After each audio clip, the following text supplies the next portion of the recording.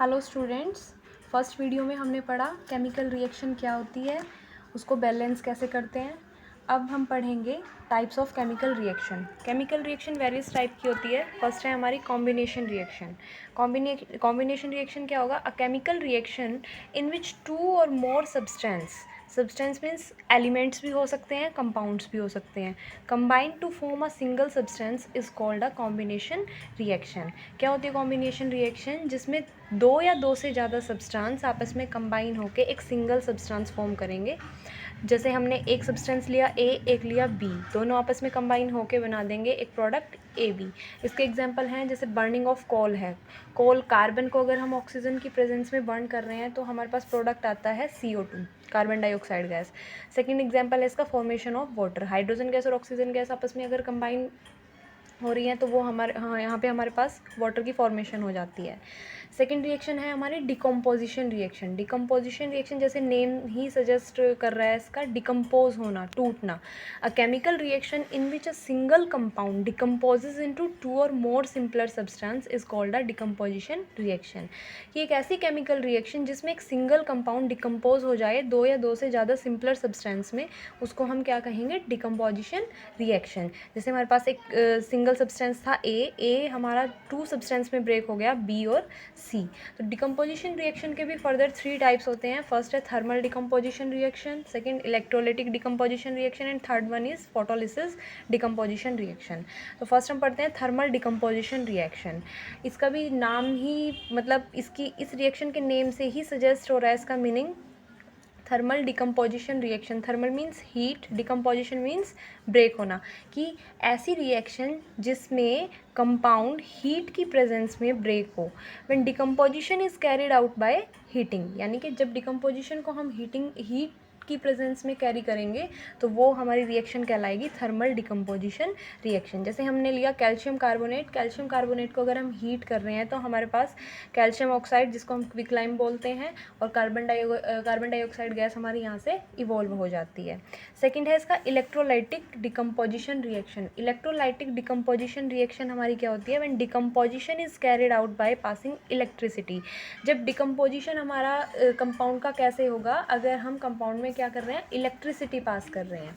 जैसे H2O हमने लिया, वाटर में अगर इलेक्ट्रिक करंट पास करेंगे तो क्या होगा? ये हाइड्रोजन गैस और ऑक्सीजन गैस दो में हमारा टूट जाएगा। थर्ड है फोटोलाइसिस डिकम्पोजिशन। फोटोलाइसिस डिकम्पोजिशन हमारी क्या होती है? When decomposition is carried out in presence of sunlight. Photo means sunlight. जो डिकम्पोजिशन हमारी सनलाइट की प्रेजेंस में कैरी करेंगे हम, उसको हम बोलेंगे फोटोलाइसिस डिकम्पोजिशन। इसका जैसे एग्जांपल हमने सिल्वर क्लोराइड लिया। सिल्वर क्लोराइड को अगर सनलाइट की प्रेजेंस में हम रिएक्शन प्रोसीड करा रहे हैं तो ये सिल्वर और क्लोराइड आयन दोनों में अलग अलग ब्रेक हो जाता है। ये जो हमारी रिएक्शन है ये ब्लैक और वाइट फोटोग्राफी में यूज़ होती है। ये स्टूडेंट्स एग्ज़ाम्स में आने वाला क्वेश्चन है कि name one reaction which is used in black and white photography.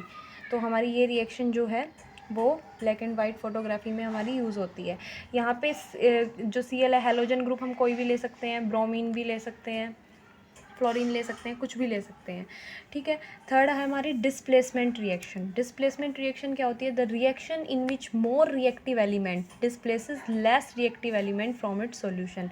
ऐसी रिएक्शन जिसमें मोर रिएक्टिव एलिमेंट क्या करेगा? लेस रिएक्टिव एलिमेंट को डिस्प्लेस कर देगा इसके प्लेस से और सॉल्यूशन में से, ठीक है। जैसे हमारे पास क्या था? आयरन था और कॉपर सल्फेट का सॉल्यूशन था। जो कॉपर होता है उसकी रिएक्टिविटी कम होती है एज़ कम्पेयर टू आयरन। तो ये आयरन क्या करेगा? यहाँ से कॉपर को डिस्प्लेस करेगा और कॉपर की जगह खुद आ जाएगा। तो यहाँ से हमारा जो प्रोडक्ट बनेगा वो बनेगा फेरस सल्फेट और कॉपर बाहर, ठीक है। अब फोर्थ है double displacement reaction. Double displacement reaction थोड़ा सा ही चेंज है डिस्प्लेसमेंट रिएक्शन से। इसमें ये क्या होता है? A reaction in which new compounds are formed by mutual exchange of ions between two compounds. The two reactant are generally water soluble. ऐसी रिएक्शन जिसमें क्या होगा? म्यूचुअल एक्सचेंज होगा आयंस का। दो कंपाउंड्स के जो आयंस हैं उनका म्यूचुअल एक्सचेंज होगा, तो ऐसी रिएक्शन को हम कहेंगे डबल डिस्प्लेसमेंट रिएक्शन। और इसमें जो दो रिएक्टेंट है, ये कंडीशन इसकी मस्ट है कि जो दो रिएक्टेंट हैं वो हमारे जनरली वाटर सोल्यूबल होने चाहिए। वाटर सोल्यूबल मीन्स वो आयंस में ब्रेक होने चाहिए, ठीक है, वाटर में डिज़ोल्व होने के बाद। जैसे हमने लिया ये हमारे पास सोडियम सल्फेट है, ये बेरियम क्लोराइड है, रिएक्टेंट में दोनों ये क्या है, वाटर सोल्यूबल हैं, एक्वस मीडियम में ये लिए गए हैं, ठीक है। तो अब देखो सोडियम Na पे क्या होता है, पॉजिटिव चार्ज होता है, SO4 पे 2 नेगेटिव चार्ज होता है, यहाँ पे बेरियम पे पॉजिटिव चार्ज होगा, 2 पॉजिटिव, और Cl पे -1 चार्ज होता है। तो इनका क्या होगा, आपस में एक्सचेंज होगा। अब Na देखो यहाँ SO4 के साथ था, बेरियम क्लोराइड आयन के साथ था, तो जब ये प्रोडक्ट बनाएगा तो इन आयंस का एक्सचेंज हो जाएगा आपस में, मतलब इसका पॉजिटिव इसके नेगेटिव के साथ कंबाइन हो जाएगा और इसका नेगेटिव इसके पॉजिटिव के साथ कंबाइन हो जाएगा। तो हमारे पास जो प्रोडक्ट आएगा वो बनेगा बेरियम सल्फेट और सोडियम क्लोराइड, ठीक है। अब हम नेक्स्ट पढ़ते हैं oxidation and reduction reaction. Oxidation and reduction reaction क्या होती है, फर्स्ट सबसे पहले हमें पता होना चाहिए कि ऑक्सीडेशन का मीनिंग क्या है और रिडक्शन का मीनिंग क्या है। Oxidation, the addition of oxygen to substance और the removal of hydrogen from a substance. ऐसी रिएक्शन जिसमें क्या हो, ऑक्सीजन ऐड हो किसी सब्सटेंस में और हाइड्रोजन वहाँ से रिमूव हो। किसी भी सब्सटेंस में अगर ऑक्सीजन की एडिशन हो रही है और हाइड्रोजन का रिमूवल हो रहा है तो ऐसी रिएक्शन को हम बोलते हैं ऑक्सीडेशन रिएक्शन। सेकंड है रिडक्शन रिएक्शन। रिडक्शन रिएक्शन में क्या होगा, the addition of hydrogen to substance और the removal of oxygen from a substance. ऐसी रिएक्शन जिसमें हाइड्रोजन का एडिशन हो और ऑक्सीजन का रिमूवल हो, मतलब ये रिवर्स होता है ऑक्सीडेशन का, तो ऐसी रिएक्शन को हम बोलते हैं रिडक्शन रिएक्शन। फॉर एग्जाम्पल हम लेके चले कॉपर Cu+O2, तो हमारे पास कॉपर ऑक्साइड बनेगा। अब देखो कॉपर जो था यहाँ पे ऑक्सीजन फ्री था, यहाँ पे ऑक्सीजन नहीं थी, लेकिन ऑक्सीजन के साथ जब इसने रिएक्ट किया तो इसने क्या बनाया, कॉपर ऑक्साइड। अब एडिशन हुआ है ना ऑक्सीजन का, तो ये रिएक्शन हमारी क्या कहलाएगी, ऑक्सीडेशन रिएक्शन। अब सेकंड जैसे है हमारे पास कॉपर ऑक्साइड है, इसमें हम हाइड्रोजन के साथ इसकी अगर रिएक्शन करा रहे हैं तो हमारे पास जो प्रोडक्ट आता है वो आता है कॉपर प्लस वाटर H2O। अब यहाँ देखो कॉपर के साथ ऑक्सीजन था, अब जब प्रोडक्ट बना तो कॉपर ऑक्सीजन फ्री था, इसमें ऑक्सीजन नहीं है, तो यहाँ पे क्या हुआ, रिमूवल ऑफ ऑक्सीजन, और जहाँ रिमूवल ऑफ ऑक्सीजन होता है उस रिएक्शन को हम बोलते हैं रिडक्शन रिएक्शन। अब इसमें H2 के साथ जो प्रोडक्ट में हमारे पास फॉर्मेशन हुई वो H2O की हुई, यानी कि यहाँ पे एडिशन ऑफ ऑक्सीजन हुआ। एडिशन ऑफ ऑक्सीजन हुआ मीन्स यहाँ पे ये ऑक्सीडेशन रिएक्शन हुई। अब इसमें ऑक्सीडेशन और रिडक्शन दोनों प्रोसेस एक साथ हुई हैं, तो ऐसी रिएक्शन जिसमें ऑक्सीडेशन और रिडक्शन दोनों प्रोसेस एक साथ होंगी उन रिएक्शंस को हम बोलते हैं redox reaction. Red means reduction और ऑक्स मीन्स ऑक्सीडेशन। तो ऐसी रिएक्शन जिसमें रिडक्शन और ऑक्सीडेशन दोनों एक साथ हो उन रिएक्शंस को क्या बोलेंगे, रिडॉक्स रिएक्शन। अब जो केमिकल रिएक्शन है उनको हम टेम्परेचर के बेसिस पे भी क्लासीफाई करते हैं। टेम्परेचर के बेसिस पे ये 2 टाइप्स की होती हैं।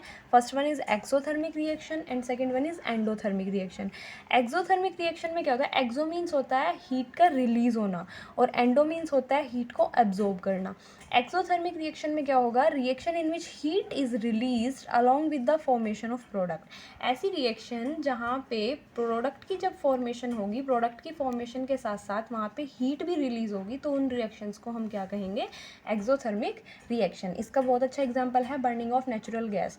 नेचुरल गैस को अगर हम बर्न कर रहे हैं ऑक्सीजन की प्रेजेंस, तो यहाँ पे कार्बन डाइऑक्साइड गैस हमारी इवॉल्व हो जाती है, वाटर निकलता है और हीट एनर्जी हमारी रिलीज हो जाती है। Second endothermic reaction. Endothermic reaction क्या होगी, the reaction which requires energy in the form of heat, light and electricity called endothermic reaction. Means जिस रिएक्शन को प्रोसीड होने में किसकी ज़रूरत पड़े, एनर्जी की ज़रूरत पड़े, और वो एनर्जी किसी भी फॉर्म में हो सकती है हमारे पास, हीट फॉर्म में हो, लाइट की फॉर्म में हो या इलेक्ट्रिसिटी की फॉर्म में हो, तो उन रिएक्शंस को हम क्या कहेंगे, एंडोथर्मिक रिएक्शन। इसका एग्जांपल है जैसे कार्बन को हम वाटर के साथ रिएक्ट कराते हैं तो हम ये पहले क्या करेगा, ये हीट एनर्जी एब्जॉर्ब करेगा, एब्जॉर्ब करने के बाद ये कार्बन मोनोऑक्साइड और H2 गैस की फॉर्मेशन कर देगा। अब effect of oxidation in daily life, जो ऑक्सीडेशन प्रोसेस है इसका हमारी डेली लाइफ में क्या इफेक्ट होता है, तो फर्स्ट हम इसमें कोरोजन। कोरोजन क्या होता है, it is a slow eating up of metals by the action of air and moisture on their surface. किसी भी मेटल की स्लो ईटिंग अप किसकी वजह से, एयर के एक्शन की वजह से और मॉइस्चर की वजह से उसके सरफेस पे। एक जनरली आप देखते हैं कि कोई भी आप आयरन नेल ले लो, उसको क्या करो, ह्यूमिड इन्वायरमेंट में अगर आप रखते हो, मॉइस्चर की प्रेजेंस में अगर रखते हो, तो वो क्या होगा, ऑक्सीजन की प्रेजेंस में क्या करेगी, मेटल ऑक्सीजन के साथ रिएक्ट करके मेटल ऑक्साइड बना देगी। और उस मेटल ऑक्साइड को, जैसे आयरन लिया हमने, आयरन क्या करेगा, आयरन ऑक्सीजन के साथ रिएक्ट करके क्या बनाएगा, फेरिक ऑक्साइड बना देगा। और इस फेरिक ऑक्साइड को हम क्या बोलते हैं, रस्ट। रस्ट का ये फॉर्मूला होता है। तो कोरोजन के बहुत सारे एग्जांपल है, जैसे रस्टिंग ऑफ आयरन है, black coating on silver, green coating on copper. तो ये सारे हमारे क्या हैं, कोरोजन के एग्जांपल हैं। कोरोजन एक तरीके से आप ये मान के चलिए कि जो हमारा ये होता है ना, मेटल की स्लो ईटिंग अप। कोई भी मेटल अगर उसको हम ऐसे ही ऑक्सीजन की प्रेजेंस में रख रहे हैं तो वो क्या ख़राब होना शुरू हो जाती है। अब बहुत सारे मेथड्स हैं जिससे हम रस्टिंग से प्रिवेंट कर सकते हैं मेटल को, जैसे पेंटिंग है, ग्रीसिंग है, गैल्वेनाइजिंग प्रोसेस है, और भी बहुत सारे मेथड ऐसे हैं जिससे हम मेटल को प्रिवेंट कर सकते हैं। अब हमारे पास है एक रेंसिडिटी। रेंसिडिटी क्या होता है, भोजन का सड़ना ऑक्सीजन की प्रेजेंस में। ठीक है, the oxidation of fats and oils when expose to air is known as rancidity. कि फैट्स और ऑयल्स का ऑक्सीडेशन किसकी प्रेजेंस में, एयर की प्रेजेंस में, उसको हम क्या कहेंगे, rancidity. It leads to bad taste and bad smell of food. ये क्या करता है, जो फूड है उसका मतलब वो उसका टेस्ट भी ख़राब होगा और उसकी स्मेल भी, उसमें से गंदी सी स्मेल आने लगेगी। आपने देखा होगा जो चिप्स के पैकेट होते हैं, चिप्स के पैकेट में चिप्स तो बहुत कम होते हैं, उसमें एक गैस सी भरी होती है। जब आप उसको चिप्स के पैकेट को आप खोलते हैं तो उसमें से एक गैस रिलीज़ होती है, वो गैस होती है हमारी नाइट्रोजन गैस। ये एग्ज़ाम में आ सकता है क्वेश्चन कि कौन सी गैस चिप्स के पैकेट में फील होती है कि वो चिप्स क्या रहे, वो रेंसिडिटी की प्रोसेस में ना आए, मतलब वो उनका ऑक्सीडेशन ना हो, तो नाइट्रोजन गैस उसके अंदर होती है। तो इसी के साथ आपका जो ये फर्स्ट चैप्टर था ये ख़त्म होता है, और हम नेक्स्ट वीडियो में करेंगे second chapter start, acid base and salt. Thank you.